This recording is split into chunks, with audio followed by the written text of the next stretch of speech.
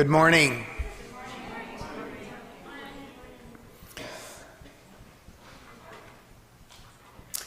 We gather on this rainy morning for a very, very special presentation.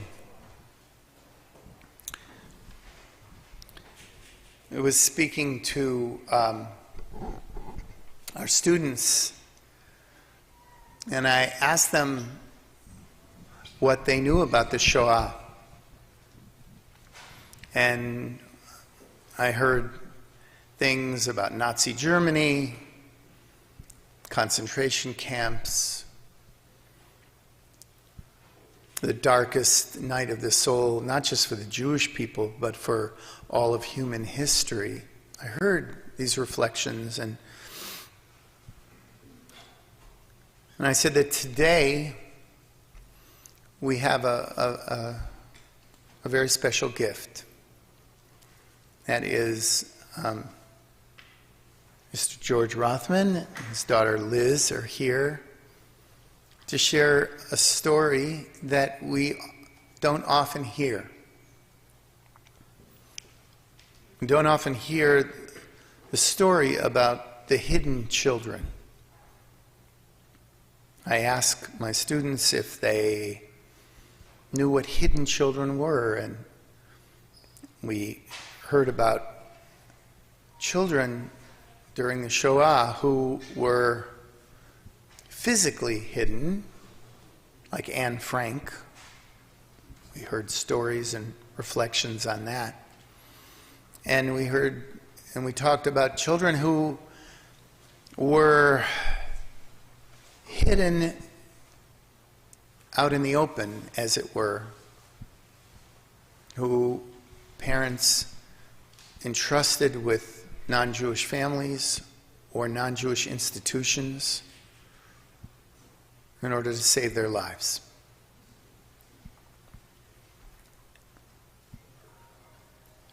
We talked this morning before coming here about the fact that this generation is likely the last generation to be able to bear witness to survivors of the Shoah.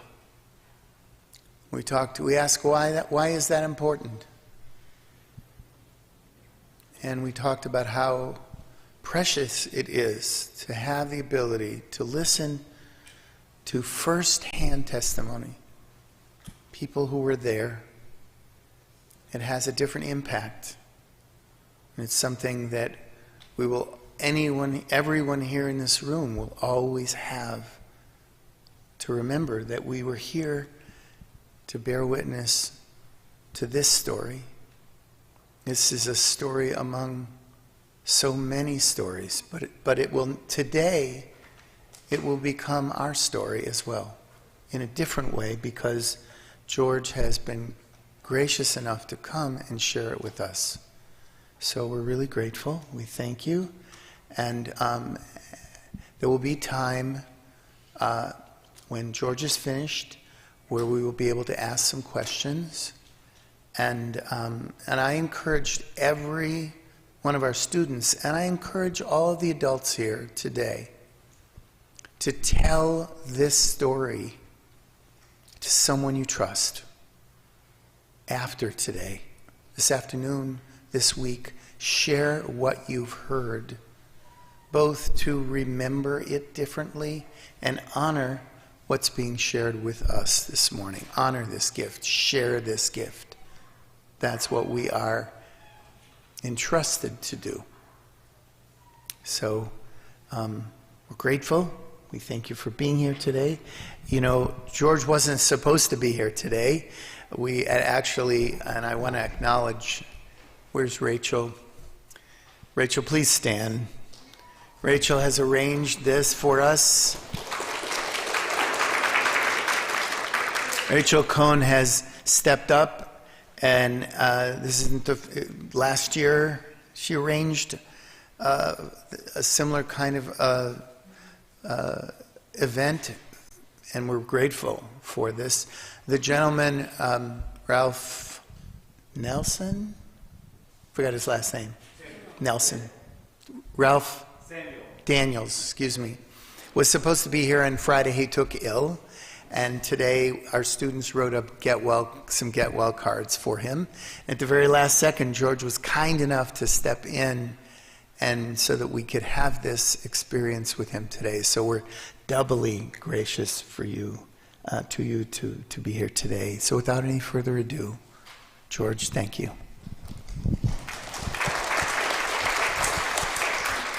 Thank you very much. I'm very happy to be here. My story is a little bit different. My story is actually a beautiful story because I wasn't hidden in some basement somewhere. I didn't hide in forests. I didn't go to concentration camp. My story is kind of my story is a story of it's a beautiful story, beautiful people. I've been surrounded by beautiful people all my life, and I've been so lucky, and I'm going to tell you how that happened. I'm going to ask you a question before I start, and that is, where were you on your 9th birthday? Now, you don't have to answer, just think about it in your own mind. And then I'm going to tell you where I was on my 9th birthday. I was in a hospital. I was very ill, in a hospital in Paris. We lived in Paris. I was in a hospital, and in those days there were no antibiotics. This is in 1942. There were no antibiotics, and so I just had to be in a hospital. It was a kidney problem that needed just a long rest, and that's where I was for about 4 or 5 months. I was... What? Yes. I'm sorry. Oh. Oh, by doing this, that's advanced when I do this? Okay. Okay. There we go. So because I was in the hospital, I was saved, and I'll let you know how that happened. Okay, so I was born in France, and I was born in Strasbourg. See where that star is up on the upper right side? That's Strasbourg. That's where I was born. I don't know how my parents met. My mother was Romanian, and my father was an engineer. He was Russian, and I don't know how they met. And that's kind of a sadness for me. I mean, I'm sure that all of you know how your parents met. I don't have that. It's something that I miss very much. And we were Jews this is 1932, 1933. I was born in 1933. And being Jews in France was not a very good thing. The French people were not very sympathetic toward Jews. And so my father, who was an engineer, and my mother, who was a pharmacist, they had difficulties in finding work, but they did manage somehow. So then they traveled down, and then we ended up in Bordeaux. Bordeaux is there on the lower right side over there, on that side. And they did somehow, that was okay for a while, because I remember that we lived in a little house that he had built, like a little cottage in the country. And I went to school. It was I could walk to school. It was fine, not in a village, but near the village. And that seemed to be fine for a while, but apparently it was not, because my parents decided, no, we can't stay here. We need to go to Paris. Okay, so Paris is where, you see where Paris is over there? And that turned out to be quite a big mistake, because now France at that time was divided into the occupied France and the unoccupied France. So we happened to be in the occupied France, and that turned out to be a disaster, and I'll tell you about that in a minute. So what?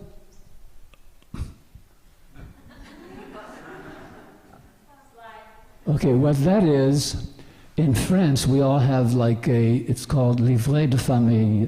It's a book about families. We don't have this in the United States, but in France they have this, and so it tells you all about the family. So there's my father up there, and then there's my mother, and then there's me. So we were a family of 3, okay?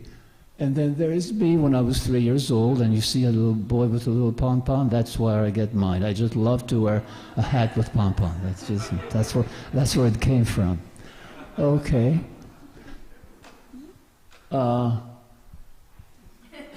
Okay. So this is my mother, and this is me, and this is my father. So what happened here? Now we're talking about 1939. At that time, there was talk of war, and my father, not being a citizen of France, thought that maybe if he joined the French army, he was Russian. If he joined the French army, that would help him to become a citizen of France. So that's what he did. He joined the French army, and that's him over there, my father. And he was there for a while, and while he was in the army, he had an uncle living in the United States. This is all going to come, you'll see how this all gets tied up. So this is a translation, of course, he wrote, he spoke in French.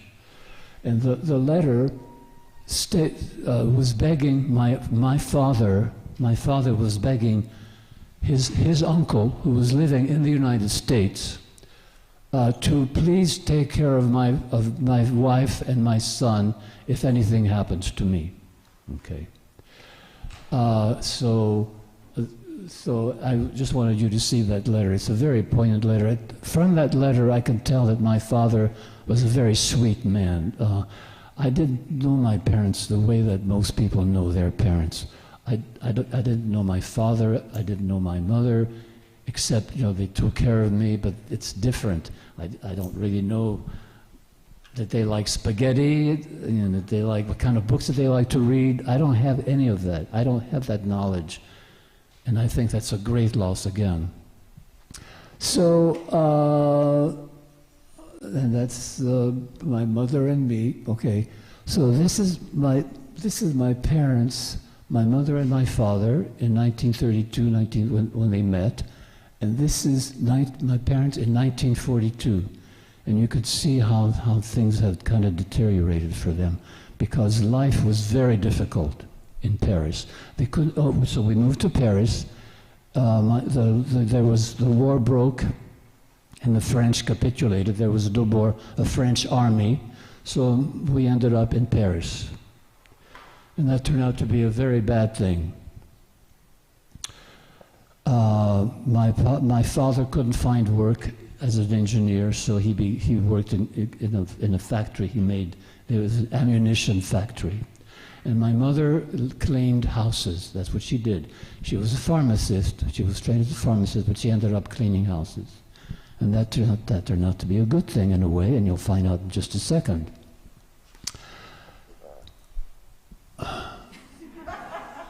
Okay, so in when the Germans took over Europe, as they were in the process of taking Europe, Jews had to wear some kind of identification. In France, this is what they wore. This is what we wore. It's a star, and you had to wear it on your lapel. Okay, and so in France, it wasn't until 1942. It was in June of 1942 that they instituted this rule that you had to wear a star. Now, I was in the hospital in May of 1942, so I did not have to wear the star. So I lucked out in that way, okay? So, all right. So now my mother is working for a family in Paris, and apparently there was some kind of an arrangement. But I'll tell you about that in a second. But my parents knew they were going to be arrested. It was because in Paris the Germans and the French police as well. They were all gathering all the Jews in Paris, and they would eventually send them to Auschwitz. But on the last day that my mother came to visit me every day at the hospital. And one day, and my father hardly ever came. I don't think, he just wasn't interested. I'm sure it wasn't because he didn't love me, it's just that it just wasn't on his program. But on this particular day, he came to visit me with my mother, and and my mother was crying, and what's going on, what's the problem? And they knew they were going to be arrested, but they didn't tell me that. They said, George, we're going away, and we don't know exactly when we'll come back, but don't worry about it. If you don't hear from us, fine, don't worry about it. Now, I don't know what they knew. Did they know they were going to a camp in Auschwitz? I don't know what they knew, but did anybody of those people know what was going on? But, so, fine. So she came, and she brought all my clothes in that suitcase.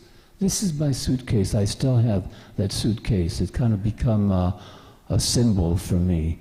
And if you'll see a label, and that label is because later on when I came to the United States, and I'll tell you how that happened, I used that same suitcase.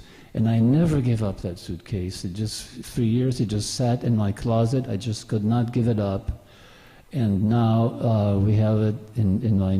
we just moved to Daly City recently, and it's just sitting in my apartment. I just cannot part with this suitcase.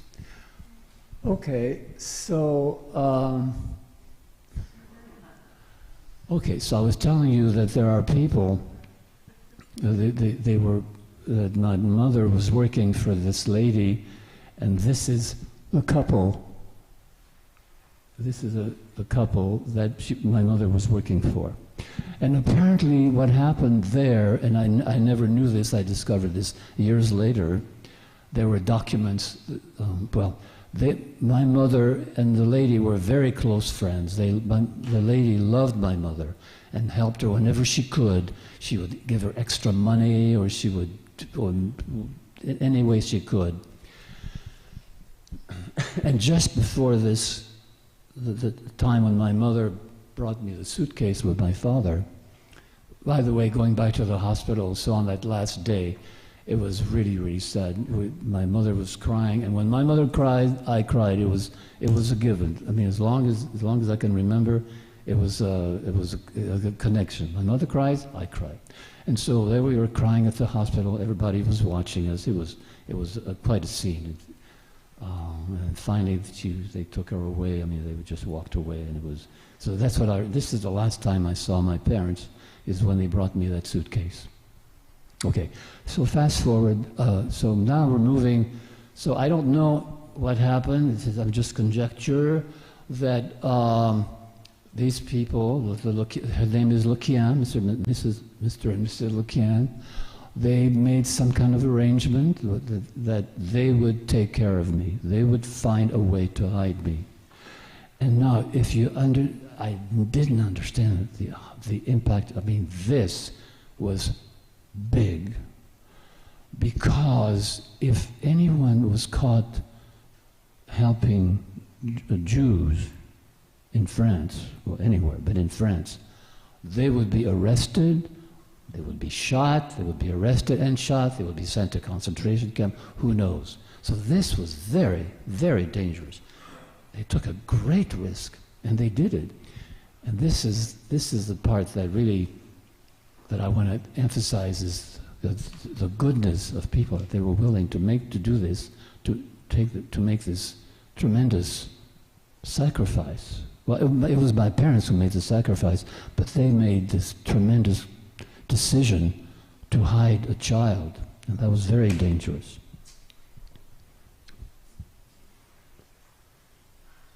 So my parents, that slide should come a little bit earlier. My mother So these people had a home in the country, but you know, you could, as I told you, France was divided into the occupied, unoccupied. You could not go through back and forth easily. You had to go through papers, and you had to show papers. So my mother never went with them in their home in the country, in the summer home. So things were getting close to the end, and my mother wanted to see them off at the train station, and she couldn't find there's a lot of people, and she couldn't find them, and so she was so upset, and so she came home dejected, and she wrote a letter. This is the letter she wrote, and what in that letter she's just saying, you know, things are we don't have any more shoes. I had to band my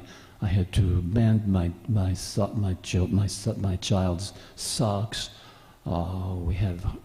The letter describes a very, very dire condition, but the last part ends by saying, "I am happy only when I sleep. Sleep is my happiness." Now, I read that many times through the years, but I didn't really get the impact until much later. I mean, when you realize what a terrible situation it was for them, and that only when she slept, if she could sleep, I don't know, that was only when she had happiness in her life. That's just so sad. Okay. So, all right, so my parents did go. The way that it happened is you get arrested, and then you go on some kind of a way station. And this happened to a place in France, outside of Paris, called Drancy. And so you were there for a little bit, and then they put you on a convoy, and that's where you go to Auschwitz. Okay. And so these are my parents, Emmanuel and Esther, and we know it's them, so it's the correct birth date. That's their birth dates, and also where they're from. That's correct. Okay, so I know that's my parents. The way I found this out is my daughter Elizabeth, right here, on one of her trips to Washington. She went to the museum there, the Holocaust Museum, and that's where she found this. Okay. And also, later on, okay. Okay, so this is kind of a report about that particular convoy. This is convoy number 22. It was 1942, as you can see that. Now you have to understand, these are people, they're kind of stuffed in these boxcars, and the parents were not, the men and the women were separated. They were not able to be together and spend their last time embracing. They didn't have any of those. This was men, women, and they were squeezed. Bathroom. They didn't have a bathroom situation, like in some kind of a container, and that didn't last very long. The trip lasted about 3 or 4 days. It was dark. They didn't have any lights. It was hot. It was very hot. It was during the summer, very, very hot. And that's the condition that my parents had. That was the last thing that was their last place on earth, in those boxcars. Very unpleasant, very uncomfortable. Also, so here's a little bit of statistics. So there were all the children. There were children, and if you'll notice that the age is 8 and 9, and so I think it was 9. If you look at 9, because I think I was 9 years old then, and so you'll see that, or I was almost to be 9. This is August, but my birthday is September, so it was almost 9 years old. So I would have been, see that number, it says 50? It would have been 51, because I would have been one of those children. The Germans kept very good records, which is amazing. Okay. Okay. So my parents, so they arrived in Auschwitz, and this is the gate of hell. I could see that. It's very famous.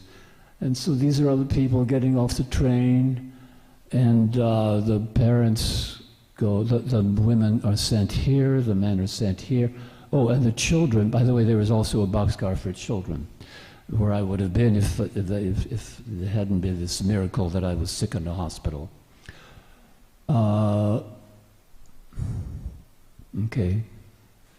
And just one more little detail. So there was 1,000 Jews from Drancy, I was telling you, and there were 544 children, and they either ended up 892 deportees on that particular day, and so they went to the gas chamber. So we think that my mother went to a gas chamber immediately, because there's no record of her after what I showed you before on that date.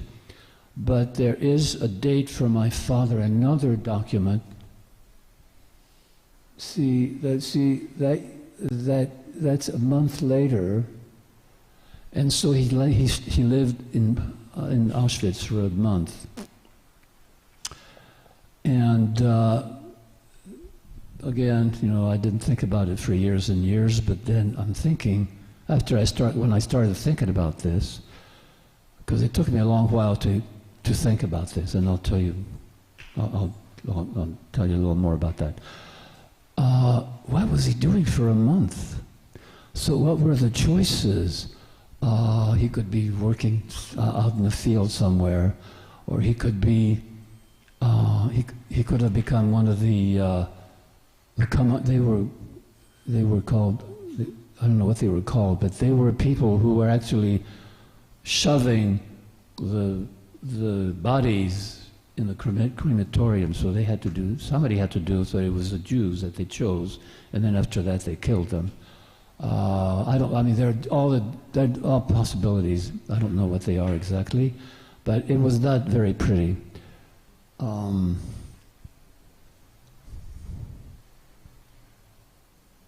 Okay, so years later, in Paris, a museum was built. It's called the Museum of Shoah. And if you'll see Manuel Bardenstein and Esther Bardenstein, so my parents are on that wall. It's a wall in Paris, outside of right near, not too far from the cathedral, in the Marais section.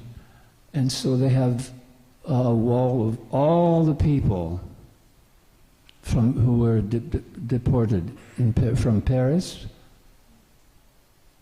And so my parents are on that, and I thought, well, that's nice. I mean, at least somebody remembers them. It's there for as long as that lasts. Okay. Now, so that's my parents. Now we come back to me. So I was in the hospital, and I'm the most trusting person. I never do when my children lie to me. That's how trusting I am. So I'm in the hospital. I'm having a good time now. I'm pretty well. I'm still in the hospital. There's no plans for me to leave. I don't know what's going on. Eventually somebody came, a lady came, and she took my hand and she took the suitcase, and she took me to a truck. Now, this is not a truck that took children to their death. This is a truck that took me to a convalescent home. And so I was in a convalescent home for about 3 weeks or so. And all of a sudden, there's some kind of a presentation, and my name is being called to the office. So I went to the office, and there was this man. It was the same man that I just showed you, Mr. Lequien. And he spoke to the director just for a little bit, and then the man they said goodbye, and the man took my hand in one of his hands, and in the other hand he took the suitcase, and we walked away. And as I say, I was very trusting. I didn't know who he was. I was perfectly happy. He could have been a Gestapo for all I know, but no, it was this man, and he took me and he brought me to his home. We were in a train for a while. He brought me to his home.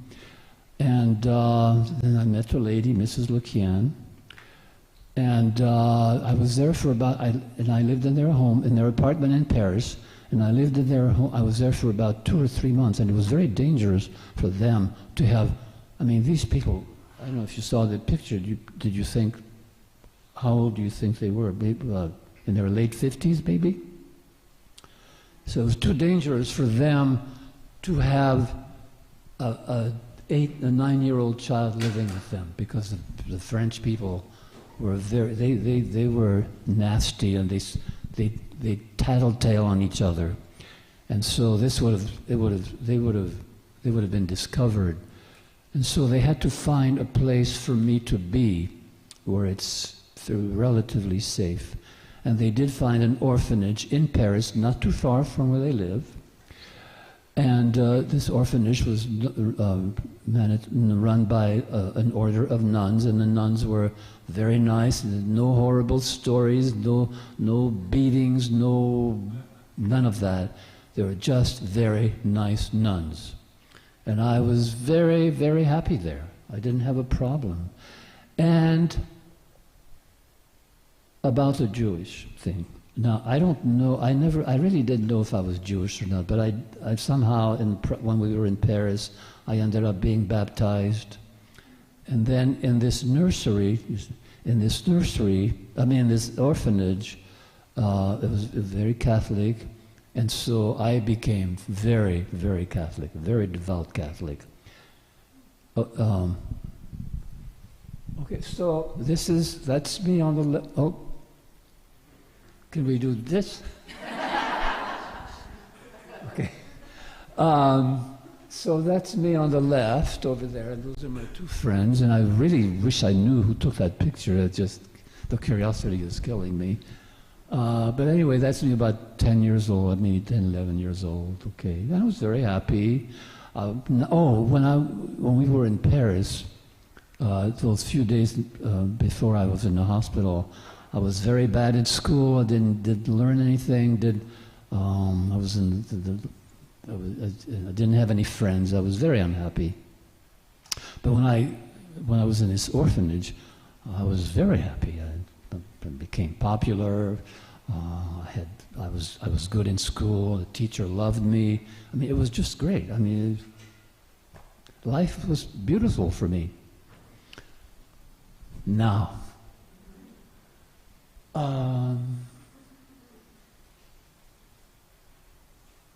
Okay, so years later, my daughter went back to the orphanage to see what she could find out, and they did have a document on me, but we think this is not the real document that they had when we were living, when I was living in the orphanage, because it would have been too dangerous to have my real papers along with these other papers, because the Germans, I'm sure they went in every so often and leafed through them.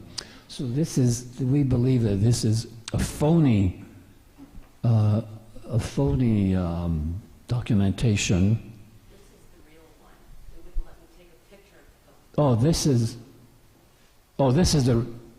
this is the real one that they had. Now this is the real.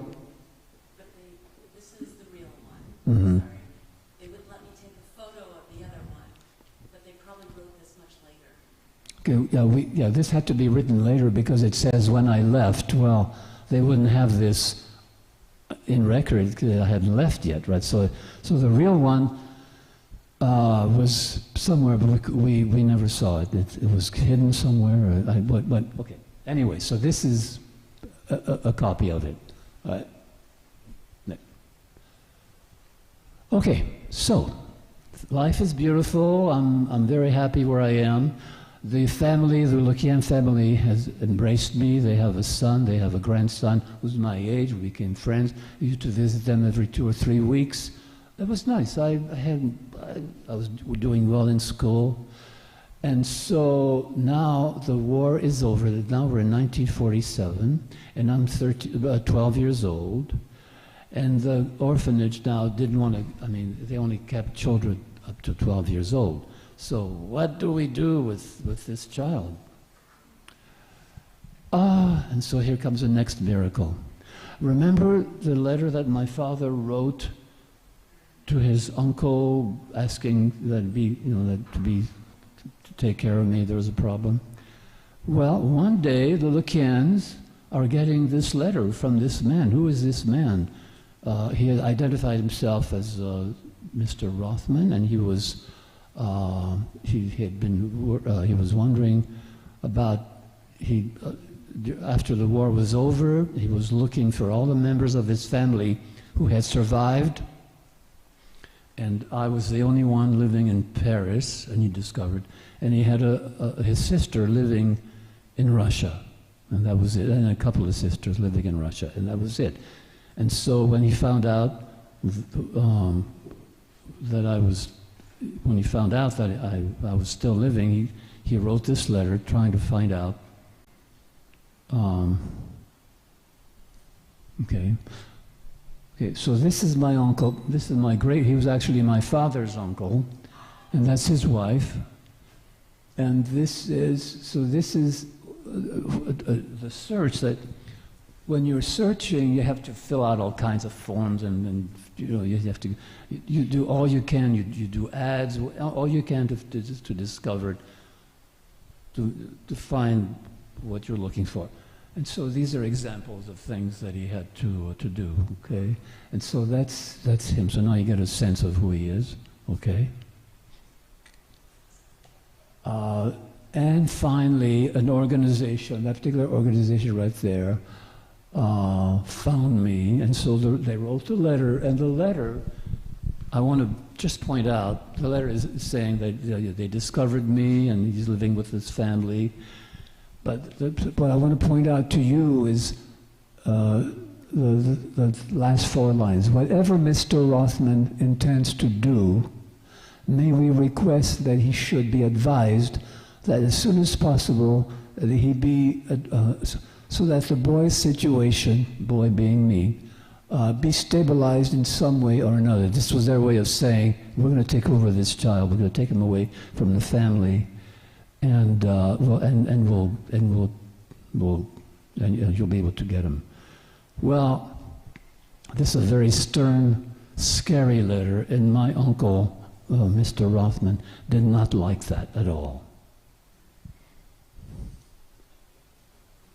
Okay, so now this is where, so what he did is, that's how he sent this first letter to the Lequiens.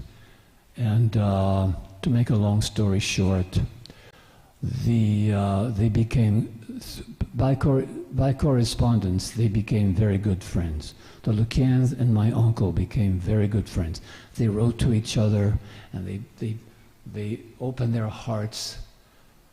Each side, both sides, my parents, the Lequiens wanted to impress themselves. They wanted, and my father, my uncle wanted to impress. They were both trying to impress each other, and that was the beginning. And after that, the letters became more and more friendly and more beautiful. And it was just, they're fabulous letters of people who are beautiful, beautiful people. My uncle was a beautiful people. These people were beautiful people. It was just incredible. And they just, the thing that I realized only too late is how much they loved me. The Lequiens loved me so much. And my uncle loved me very much. And this is how my life has been. I've been surrounded by people who love me. My wife loves me, my daughter loves, I've been very, very lucky in that respect. Okay, so this correspondence lasted about 4 or 5 months, And now my uncle says, okay, I want George to come live with me. He contacted his sister in Russia, and they were discussing, should he go to Russia, should he come to the United States? And of course, there was no question that that I would come to the United States. So now we have to get him over here. How do we do that? It was not that easy because at the time, France was engaged in a war with Indochina. And so there were no planes available, no boats available, no trains available, nothing was available. So they had to find a way to get me over here. And they finally found a boat leaving from Sweden. But I had to go to Sweden. I had to take the train to Sweden. Now, I couldn't leave. The Lukians would not let me go unless unless I had a chaperone. And they did find a chaperone, but on the last day, so here we are the last day, we're at the train station, and the chaperone, it did not come, so they had to find somebody else. And Mrs. Lukian said, he is not going anywhere unless I have a chaperone that I approve of. Now the train is leaving in about an hour. What to do? So they did find 2 young men. They looked old to me then, but they were all probably about 22, 23. But to me, I was 12 years old. So anyway, he found them, but she said, I have to meet them. I told him, Mrs. Lukian was very stern. She was a wonderful lady, but very stern. You don't mess with this lady. And so she met them, and she approved, and so that's how I ended up living and coming to the United States. And so he put me on a first-class basis on this boat leaving from Sweden. This is me now, 12 years old. And Mrs. Lukian, she said, I'm not sending him to France looking like a pauper. And so she bought me all these nice clothes, in spite of the fact that my uncle said, do not buy him any clothes because I will take care of that. Don't worry about it. But anyway, she insisted, and so, that's my passport, okay. Okay, so this is how I came on the boat. See? This is me on the boat. And now my uncle came he met me in New York. So this is 1947, a French boy in 1947. Okay, and she did buy me new clothes except an overcoat because she figured, well, I'm still growing, so my uncle will want to buy him an overcoat. She did consider that he would not buy anything else. So this is what I look like. This is the new clothes. This is the American look. Okay. In 1947, I don't think that this is how you look now, but if I were to, I look a lot different. I just want to say one more thing about the train. That was for me, it was exciting, I'm on this new adventure. I'm going to be on the train. I'm going to be on a boat. I'm going to meet new people. It's great for me. I'm having a good time. But the Lukians and their family, the entire family, they all came to the train station to meet me, and for that they were crying. They were so unhappy because I was leaving. Because as I said, they really loved me a lot, and so for me to leave. It was very painful for them. In fact, there's a letter that she wrote the next day saying how sad she was, and she hoped that I wouldn't forget them. And that was a very sad letter. And but anyway, so that's a train station. They all said goodbye. They waved. And, it was just a very, very sad moment. But it was sad in a different way. Now remember when my parents left at the hospital, that was sad in a very bad way. They were going to die. But this time I'm going to have a great life, hopefully. Okay. Okay. So. I came to the United States, and I did have to deal with 3 very difficult things. One is a new language. I had to learn a whole new language. I had to learn how to live in a different way of life. And this is adolescents that going through puberty, and that's not very easy. So I had 3 things to deal with, and so I had kind of a hard time. But I managed. At first, in those days, 1947, you couldn't, if you didn't speak English, you couldn't go to a public school. So I had to go to a private school, and I was there I arrived in March, and in September I spoke enough English that I could go into a public school. And so also now I'm also, in addition to a new environment, there's also the Jewish element. Now for me, this was a real problem, because I did not want to be Jewish. And my uncle kept saying, you're always trying to tell me how wonderful anything Jewish is. Jewish writers, Jewish music, everything Jewish was wonderful, and I just didn't see it that way. And it took me a long, long time to get over it.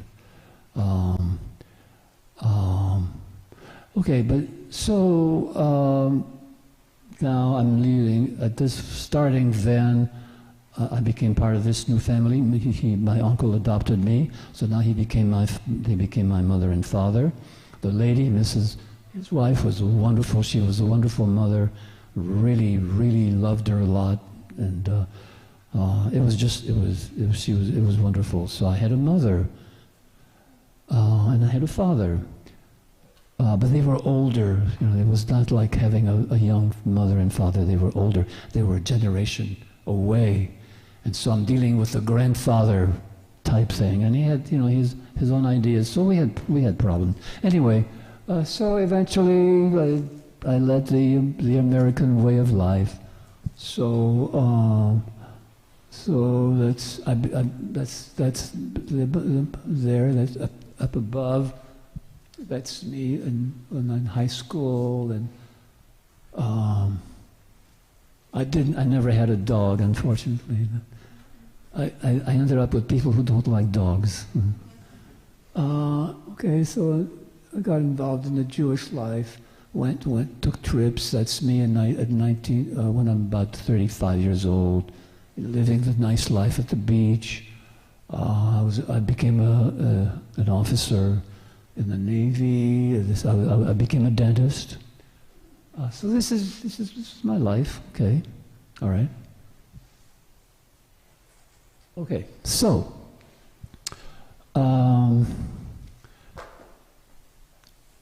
I had a son and a daughter, and here's my daughter here. My son is living in San Diego, and my wife and I did go to Auschwitz as a pilgrimage, and so this is a picture of. This is my daughter here, and that's her husband Eric over here, and this is my son and his wife and a grandchild, and well, their child. So this is my family. Okay, there's 5 of us here. Okay, as I said, we went to Auschwitz, and before that we took the train. It was very nice. It was, it's beautiful. It was well lit, and you could look at the country, and if you needed a drink, you could have a drink, and they had bathrooms. Oh, very nice. And so I'm thinking, oh God, this is what my parents went through, and here I am enjoying this.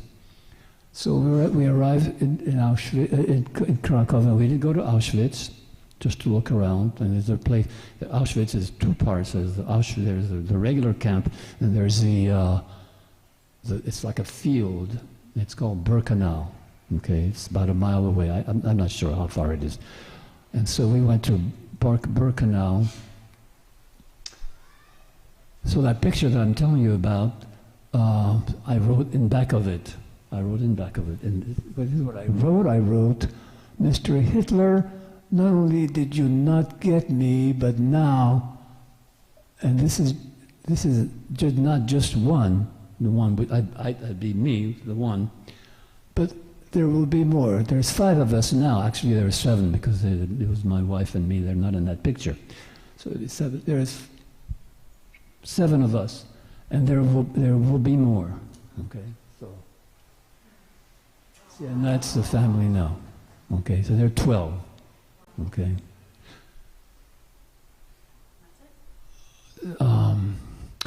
Okay, so I just want to make a few comments about how I came. For years, as I say, I didn't think much about it. The Jewish thing was kind of a problem for me, and I didn't want to. During holidays, I worked. I did not go to school. I went to work. I just didn't like the idea that people knew that I was Jewish. This went on for a long time. I did go to Israel twice.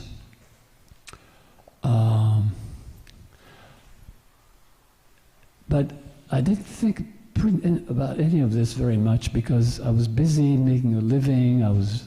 This was not important to me at the time. All this Jewish thing, or what happened to me in my background. So it wasn't until I had a grandson who was 9 years old, and it sort of made a connection. My grandson, I looked at him and I said, "Oh my God, this is what I look like." See, all these years when I thought I was always thinking of myself as I am, But no, when people looked at me, they saw this 9-year-old, and now I know now I make the connection with a 9-year-old. I'm almost done, by the way. And so things started to kind of get into my head. I said, "Oh my God," and I realized what happened, and so that's been a whole new epiphany for me. And what more can I say at this point? Okay. So what do I get out of this? What I get out of this is that every person is important. If you are not here, I'm just speaking at someone just because she happened to be there. If she's not there, everything is different. The person next to her has no one to talk to because she's not there. Her family is involved. Just that for this, that one person, and you can take any of you at all. If you're not here, things are different. We change things by our presence, and that's what I discovered. And that's my story.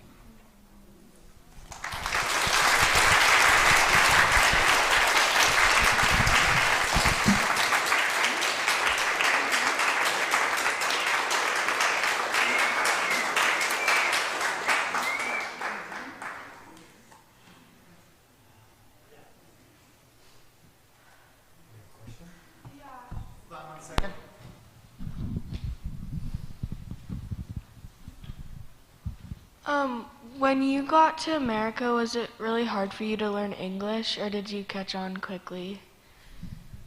I'm actually quite smart, so I caught on very fast.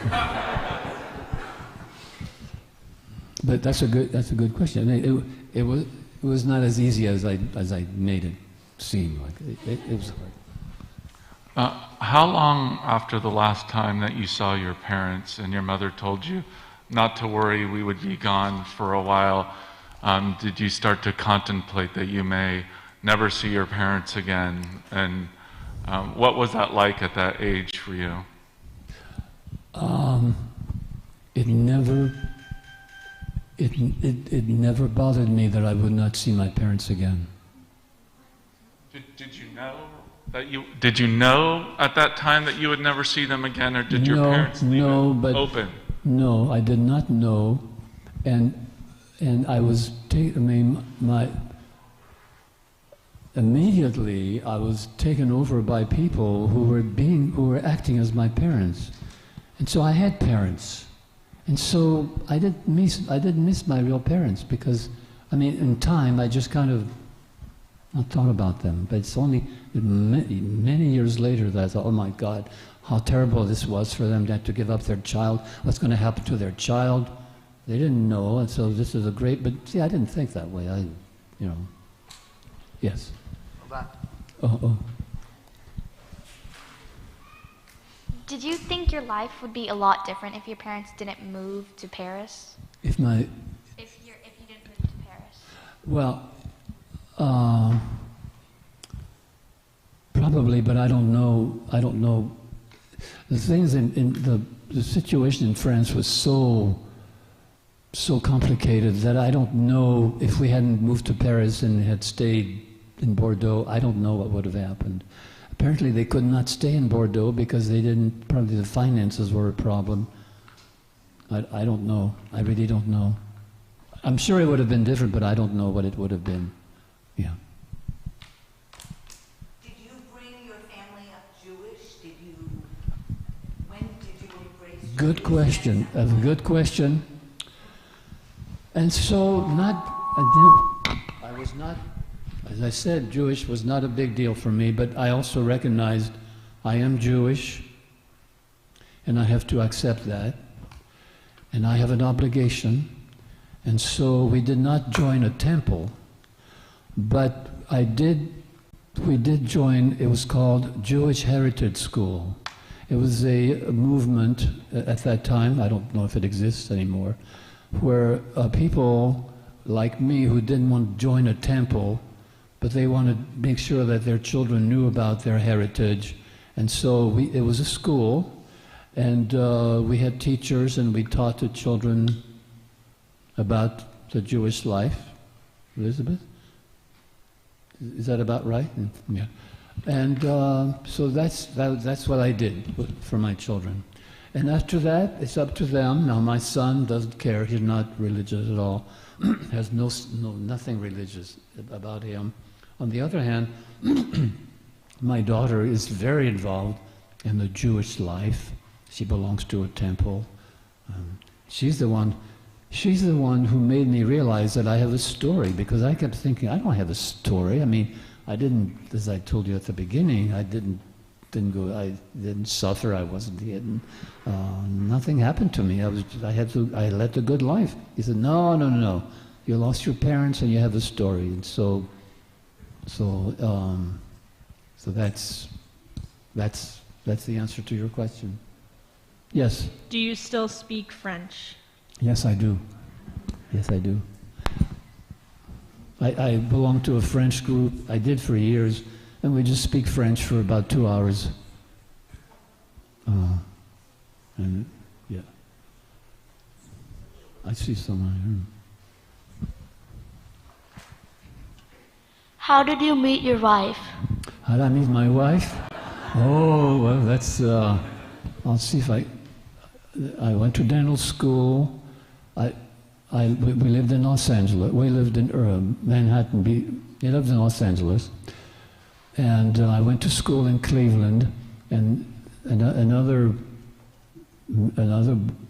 boy from Cleveland, from Los Angeles, lived in Cleveland, came to school at Cleveland also. So we became friends, and this boy had his cousin who they lived in a duplex. I don't know if you know, that's I don't know if you know. A duplex is where you have families with two people. You call them attached homes, I think they call them now. And so I met her, and that started a romance. Okay. Are your adoptive French family to this day, the extended family over there, and of course your family here, your biological family, are you close? Do you still know the other families generations later? You know, I couldn't hear the question. It was the family that adopted you in Paris, that took care of you, and then rescued you, so to speak. Are you still close to them to this day, to the extended generations over there with your family here? Okay. Going back. So the French family, well, now they all died, and there is still one or two remnants from them.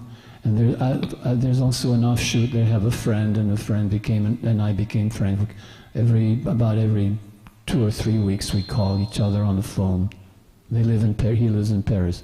That's the French side. The American side, well, the lady that my uncle married had 5 sisters and a brother, and they were very close.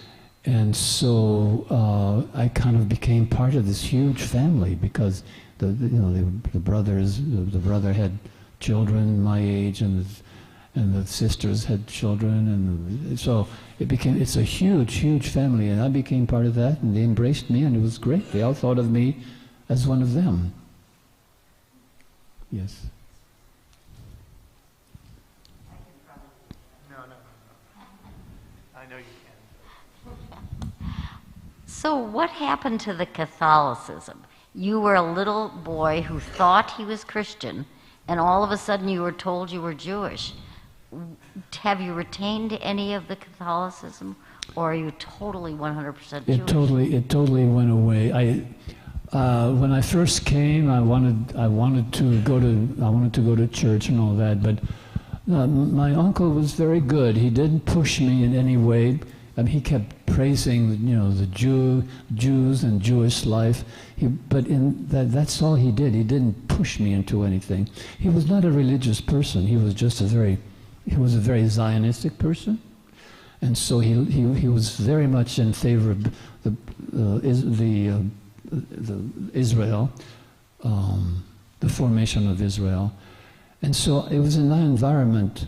He was always praising the Jewish life, and slowly I learned. I kind of got away from the Catholicism, and meanwhile I learned a lot about the Catholics, that they're not so terrific. So,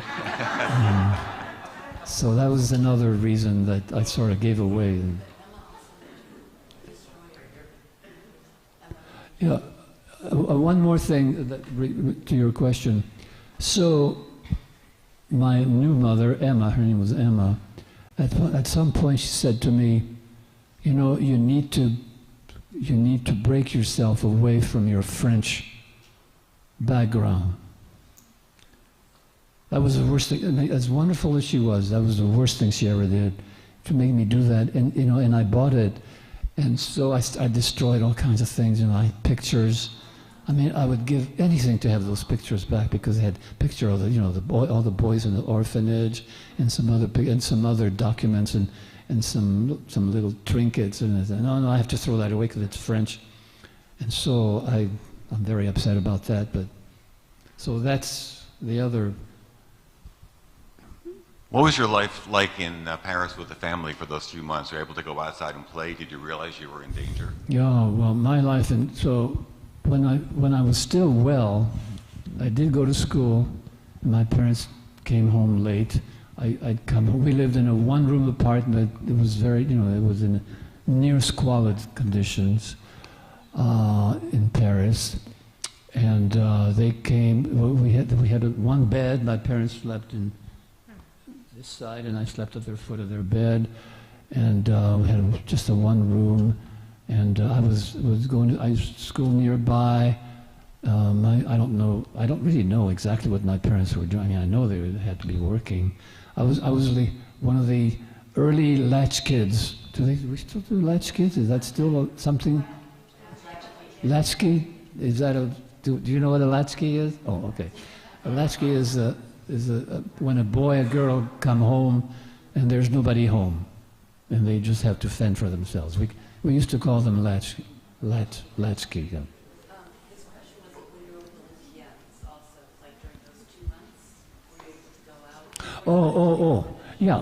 When I was with the Lucia for those 2 months, or even whenever I came to visit them, there was no problem. I would, I didn't go out too much, but they would send me out on errands, and it was like now I'm visiting as opposed to living with them.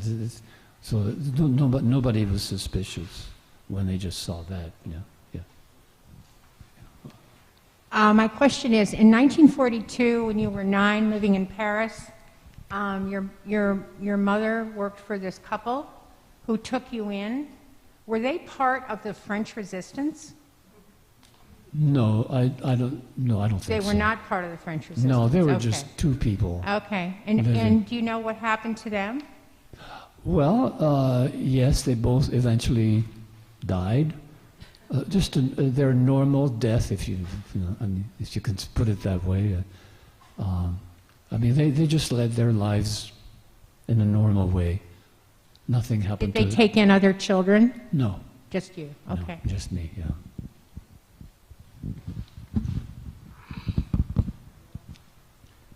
Are you grateful for this experience and being able to share it with the world? That's a very nice question. It took me a long time for years I said, I don't want to talk about this. I have nothing to talk about. Until someone made me realize that I do have something to talk about. I've been going around to several, this is about the third or fourth, I just came here, so I'm just doing this. I never did it before, and now I'm here because Elizabeth, my daughter, made me join. She made me do the. I'm totally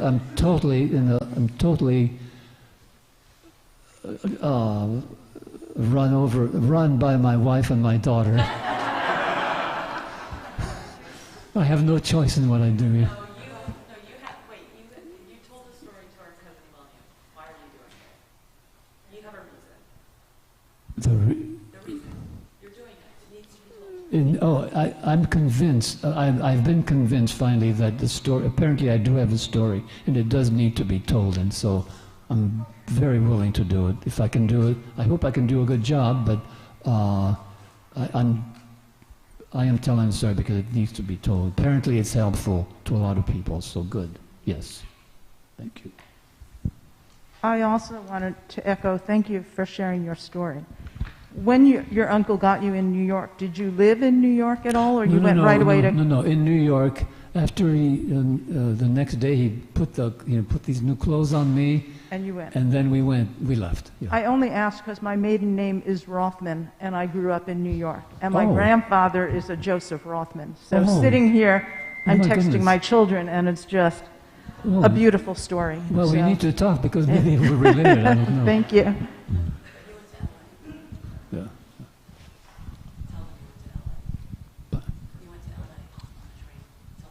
Oh yeah, we came on a train. 4 days on the train in those days. That's what you did. Although we did stop in Chicago. I told you his wife had family, so they had family in Chicago. So I stayed in Chicago for about 2 or 3 days, and people they fell in love with me. They thought I was so cute. I was cute. And they taught me how to say, they taught me different parts of the body. It was very nice. It's all been wonderful from then on. I've had a terrific life. I mean, we have problems. I'm not saying it was easy, but in the long run, it was a good life. And so I'm very lucky to be here. And my life is full of miracles, and that's just, and I accept that, and I'm happy that I can share this if it's helpful. My question was more of my thought is, it sounds like you had a hard time also sharing this because you felt like you did not suffer quite as much as many Jews suffered. But I think that there's actually a blessing in this because your beauty was so rare in that time. And to go from losing 6 million Jews to a place of looking at a picture like that, it also shows us the loss that we truly got, that we could be looking at, instead of losing 6 million Jews, we could be looking at 60 million Jews right now. Yeah. So I think it's really, your story is just as important to share because it allows us that opportunity and that possibility of what could have been and to see some light come through. So thank you. Well, yeah, thank you. That helps. Yeah, it helps me because I want to be convinced that I'm really doing something helpful.